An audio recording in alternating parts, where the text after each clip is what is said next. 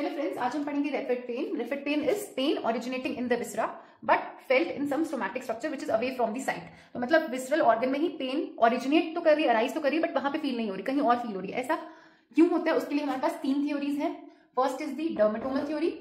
डर्मेटोमल theory क्या कहती है कि पेन, जो विसरा की पेन है, वो वहां पे फील होगी उस सोमैटिक स्ट्रक्चर में which is developing from the same embryonic segment.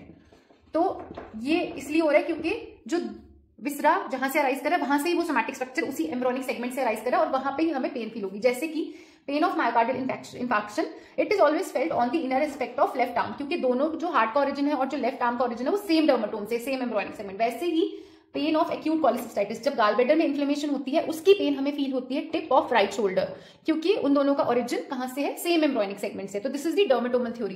Pen कहां पे फील होगी? उस सोमैटिक स्ट्रक्चर में जहां से विसरा और सोमैटिक स्ट्रक्चर का ओरिजिन सेम एम्ब्रॉनिक सेगमेंट से हुआ है। Next theory is the convergence theory. Convergence theory क्या कहती है कि आप देखो, सोमैटिक स्ट्रक्चर से भी सिग्नल आएगा पेन का और विस्ट्रल स्ट्रक्चर से भी सिग्नल आएगा। दोनों का सिग्नल यहां पे आप देख सकते हैं, दोनों का सिग्नल एक ही सेकंड ऑर्डर न्यूरॉन पे कन्वर्ज कर रहा है।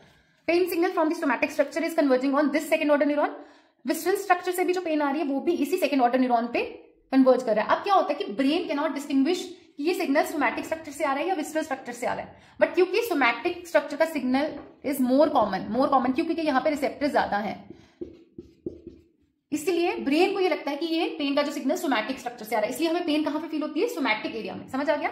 दोनों विसरा से और सोमैटिक स्ट्रक्चर से पेन के सिग्नल आ रहे हैं और वो एक ही सेकंड ऑर्डर न्यूरॉन पे कन्वर्ज करें जो ऊपर लेके जाएगा pen.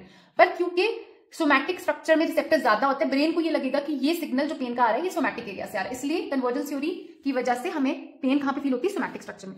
Last is the facilitation theory. Facilitation theory में क्या होता है? ये सोमैटिक स्ट्रक्चर का सिग्नल आ गया इस सेकंड ऑर्डर न्यूरॉन पे, ये विसरा का पेन सिग्नल आ गया इस सेकंड ऑर्डर न्यूरॉन पे, पर ये जो विसरा का जो सिग्नल एक और कोलेटरल जा रहा है वो इस वाले विसरा जो है कोलेटरल भेज रहा है इसको सोमैटिक स्ट्रक्चर वाले सेकंड ऑर्डर न्यूरॉन को।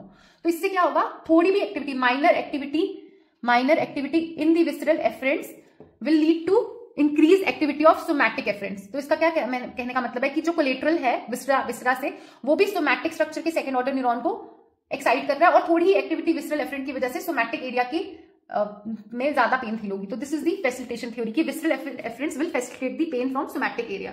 तो ये है रेफिड पेन और इसकी ये तीन थ्योरीज हैं। Thank you.